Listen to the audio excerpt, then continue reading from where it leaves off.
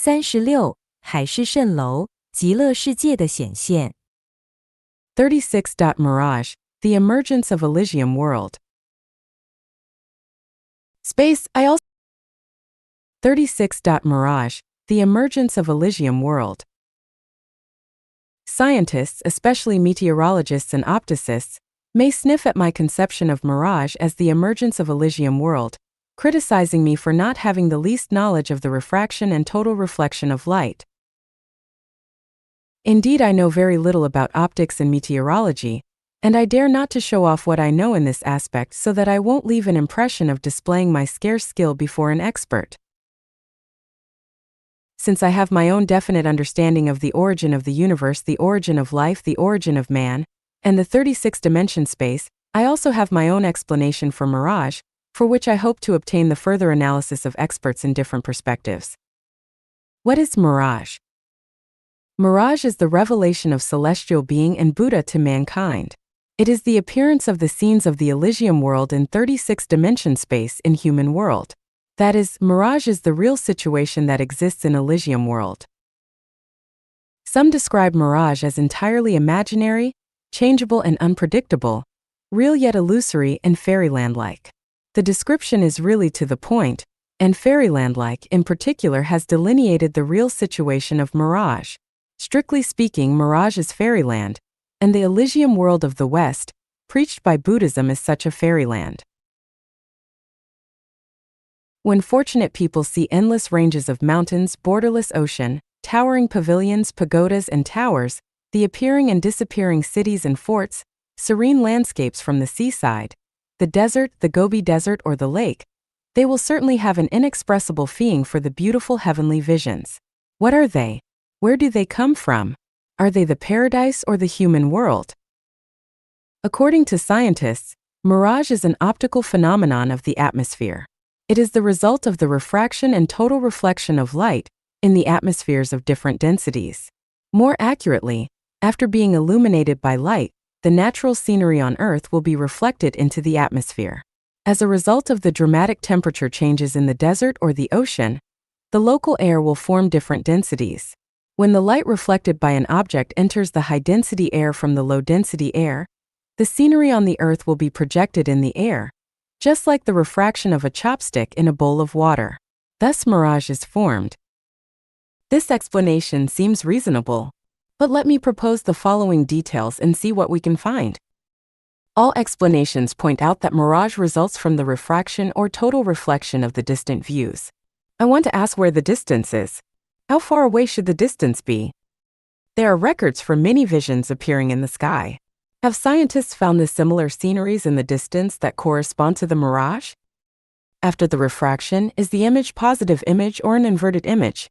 If the reflection is an inverted image, why the image in the sky is positive image? If the reflection is an erect image after refraction, why is some mirage upside down? Does the reflected light enter from the thinner medium into the dense medium or from the dense medium into the thinner medium? That is to say, is the light refracted from the sky downward or from the Earth upward? If the objects on Earth refract the light upward, the direction of the refraction can only be from the lower position to the higher position. Why does the refraction also occur in the upper to lower direction? Of course, it can be said that after n times of refraction by the atmosphere, the light can also be reflected from the upper to the lower position. This is only theoretically possible but practically unfeasible. If feasible, we may see mirages every day. Some experts say that when exposed to the burning sun, the sand in the desert will rise quickly in temperature because of its low specific heat. The lower air close to the sand will have a very high temperature, while the temperature of the upper air still remains very low, and thus the abnormal distribution of air temperature is formed. Since objects expand with heat and contract with cold, the lower hot air close to the sand has a very low density, while the upper cold air has a great density. As a result, the refractive index of the air is small in the lower air and large in the upper air. If the light reflected by the higher object in the distance is continuously being refracted when entering the thinner lower air from the denser upper air, the angle of incidence will gradually increase until the appearance of total reflection when it reaches the critical angle. This theoretical analysis seems tenable. My question is, if this theory tallies with the actual situation, then mirages will be frequently seen in the air above the desert, but why is it that in the air above the desert people cannot see a mirage for many decades? Do these deserts not fall within the scope of your theories? Of course, experts may argue that the desert should have special geographical and climatic environments for the happening of mirages. Without such conditions, no mirage will occur even in the air above the desert. Then my question is, what special conditions are necessary for the occurrence of mirages over the sky in the desert? And which desert on Earth does not possess such special conditions? Experts' explanation for mirages happening over the sea goes like this. In summer, on the calm water surface, the upper layer of air is very hot and has a small density because of its exposure to the sunlight, while the air close to the water has a lower temperature and greater density as a result of the influence of the water current. When the lower air and upper air has great differences in temperature, and when the density is small in the upper air and great in the lower air, the mirage will happen when light reflected by the islands, towns, and ships in the surrounding horizons goes through upper-lower refraction or total reflection. Yes, if in summer it is easy to form a thinner upper air and a dense lower air in the air over the sea, then how about autumn and winter? Why did mirage still happen over Penglai Peninsula on December 16, 2002, when the area of Shandong province was already in the season of winter? Suppose the experts are right in their theory, then in summer all the upper air over the sea will be thinner and all the lower air over the sea will be denser. But why have mirages not appeared in the sky over the so many other stretches of seas? In recent years, mirages frequently appear in the sky over Shandong's Penglai Peninsula. According to experts, this is the result of improvement and cleaning of environment in recent years. Now Penglai has fresh air and clean environment, so mirages frequently occur there. This must be politicians' statement, not the conclusion of experts. If experts have come to such a conclusion, then please answer my question. Why did not mirages always occur in Penglai Peninsula before the age of industrial revolution on Earth, during which period the air was even fresher and better in quality than it is today? Why did mirages occur only once every few years? What is the air of America's Hawaii like if compared with that of Penglai? Then why don't mirages always occur there? Experts may reinforce their theory by saying the special natural environment of Penglai is the major reason attributable to the occurrence of mirages. There is no such environment in other places, so mirages are unlikely to appear. Suppose this explanation is correct, then please answer my question. If Penglai Peninsula has very special natural conditions, the visions of all the mirages should be basically the same images, but why is the image of each mirage different from the others? Is it possible that the natural environment of Penglai is changing every year? As we have known about the refraction of light, the light will keep its direction and speed of diffusion when traversing the medium with an even density. When the light slants through two media with different densities, it will go through changes of speed and deflections of directions at the contact area or interface of the two media. This theory is correct, but is not acceptable when it is used to explain the occurrence of mirages. In terms of aerosphere, there is difference of densities not only between troposphere, stratosphere, mesosphere, ionosphere, and exosphere, but also in the same aerosphere. In this case, refraction of light will certainly occur when the sun shines its light upon the Earth. That is, just like the moon we see in the water, we can also see many illusory suns in the aerosphere. But why can't we see them? The densities of the air are different not only during the day but also at night.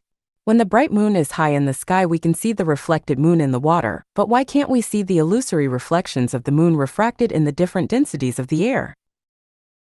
My explanation for mirage is that mirage is not the refracted image of scenery on the ground but a contortion of time and space of the Elysium World, which has been purposefully arranged by the greatest creator to demonstrate to mankind. Your sky is not an illusion, but another time and space and another world. Mankind has a great future. When introducing the 36-dimension Elysium World, I have made it clear that the 1,000-year world and 10,000-year world are at very distant places, but the Elysium World is close at hand. The entire Earth and universe is the Elysium World. Namely, the Earth, the Solar System, the Milky Way Galaxy, the Rotary River Galaxy and Low Rotary Galaxy all belong to the Elysium World. All that we see are just illusory images, mirages, short-lived prosperity, flowers, grass and trees, insects, birds and beasts, rivers, lakes and seas, celestial bodies and the universe, and even human life. What place is not illusory? The answer, the Elysium World. Emptiness is not emptiness and color is not color. The smaller the energy, the more definite the form. The greater the energy, the less definite the form. Hence, great form has no contour. Why can't we see the Elysium World? It is because our eyes do not have the needed structure. Can we see ultraviolet and infrared? Can we see electromagnetic waves and biological waves? Can we see gamma rays and beta rays? We are in a wonderful world, the Elysium World, and we have seen less than 3% of the surrounding world. Why can't we see everything in the world? It is because our merits and virtues have not yet reached that standard. Just like somebody's question, why can't we live in the White House, Kremlin, and Zongnanhai? Why? Try to find the answer by yourself. I have some information here which may help us to know about time and space. On January 28, 1915, a Turkish army was marching toward position number 60 in Gallipoli. When they had ascended the hill, several masses of clouds descended vertically to hang over the whole hill. Metal-like rays of light seemed to have shot out from among the clouds.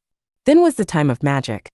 The gallant troops in high spirit strode into the clouds and disappeared one by one. A soldier named Richard who fell behind the ranks was terrified to see such a frightening scene. He yelled at them, trying desperately to stop the march of his comrades. However, it seemed that they turned a deaf ear to him and entered the clouds as if were spellbound. After a moment, the masses of clouds ascended slowly and vertically and drifted away into the distance. The hill still remained, but the whole corps lost their traces. They have vanished into thin air. Where have they gone? They have entered the mirage. In 1994, an Italian airliner suddenly vanished from the radar screen of the control room when it flied over African coast. A short time later, it reappeared on the screen. When the plane landed on the airport, the man on duty asked the pilot what had happened during the flight. Why it failed to be tracked. The airscrew felt at a loss because their flight had been smooth and no accident or trouble had occurred. Later, someone accidentally discovered that his watch was 20 minutes slower. The investigation revealed that the watches of all the crew and 315 passengers were all 20 minutes slower. What has happened? Where have they been in the 20 minutes? Why were they not aware of what had happened? Why can't the screen display what has happened? As I have discussed in Time and Space of the Universe, time can be divided into transverse time and longitudinal time. Longitudinal time is the time of the material world and transverse time is the time of non-material world. We humans live in the longitudinal time, which resembles the x-axis of the complex function. The transverse time is like the z-axis of the complex function. When a person or object vanishes from the longitudinal time, it has entered the transverse time and space. Whenever it comes back, he will still return to the original point of time. But for us, maybe a year, a decade, or several hundred years have passed. The Italian airliner has vanished for 20 minutes because they have entered the transverse time and space. For the plane and people aboard, it may be a wink of the eye, so they could not realize that they have once disappeared, but for the person in the control room of the airport, it has been 20 minutes. What is the transverse time and space? Mirage is the transverse time and space. During my childhood, my grandma told me a story. A woodman got lost one day when he was collecting firewood in the mountain. Having sauntered in the mountain for a long time, he suddenly discovered two old men completely immersed in a chess game on a beautiful slope. He did not intend to disturb them, but squatted beside them and watched them play. All was so auspicious and natural. The only thing puzzling him is that the leaves close by were endlessly changing their colors, yellow for one moment but green for the next. After a long spell, when he returned his gazes from the distance to what is near him, the two old men had vanished from his sight. He trembled with fear and suddenly realized that this was a familiar place where he had been collecting firewood many times. Once aware of his place, he walked home along the familiar path. When he approached the village, he found that great changes had taken place in his village. Doubting whether this was his own village, he headed for his home along the path in his memory. But on his way, everyone he met just gazed at him like a stranger. He could not recognize any of them either. Suspecting that he might have come to the wrong village, he inquired about his original village from people he met. All echoed that this was the village that he asked about. He asked whether they knew such and such a person. They answered who was whose grandpa and who was whose grandma and that all of them had passed away. When he asked about himself, he was told that he was whose grandpa and had never come back from his trip to the mountain to gather firewood when he was young. Now let's analyze why the woodman got lost when he was gathering firewood in the mountain he was familiar with. The reason was that he had suddenly entered the mirage, which had a different environment from his former one. Thus he would certainly get lost. Why did he suddenly realize where he was after a cold shiver? This was because the mirage had disappeared and he was again standing on the familiar place. Some he suddenly awakened to his world. Now that he had the luck to enter the Mirage Elysium World, why did he not disappear together with the Mirage? It was because his psychic energy had not measured up to the standard for living entirely in the Elysium World. Then why was he permitted to witness the scenes in the Elysium World? It was because he had such a luck. The two old men playing chess must have been his relative or friends who had come to reveal to him that although he was not presently entitled to live in the Elysium World, the Elysium World actually existed and that he could realize the existence and laid foundation for his future entrance into the Elysium World. This is the story about time and space. The woodman has entered another domain of time and space. When he returned from the transverse time, he was still his old self, but the longitudinal time of the human world had passed hundreds of years. Thus, Mirage is only a revelation of the Elysium World. People who have seen the Mirage has had the luck to witness the scenes of the Elysium World although they have not entered its domain. The Mirage will appear not only in the sky but also on the ground. The two old men's chess playing was a mirage unfolding on the ground. Even if there were many people in the mountain at that time, no one except the woodman could see the mirage, just like the phantasms appearing in the head of a person who has taken heroin. He has truly seen the scenes although others claim to have seen nothing. People who saw the mirage are lucky. If we can understand from the mirage that there are different visions in different time and spaces, we can open up our thinking and realize that our human world is only a material world in the time and space of the universe and that there are many more beautiful worlds apart from this material world. Then why don't we set off for the more beautiful world? The greatest creator has not treated us only as a batch of animals. He has revealed to people with greater telegnosis another serene and glorious road of life. God, Jesus, and Buddha Sakyamuni are not fooling us. All tricksters have only personal interest in mind, but are Jesus and Sakyamuni pursuing personal gains? They have abandoned all their worldly belongings, so why should they deceive us? You can cheat the wealthy people for their money and fool those in power to get certain advantage. But what good is there to cheat us, who have nothing at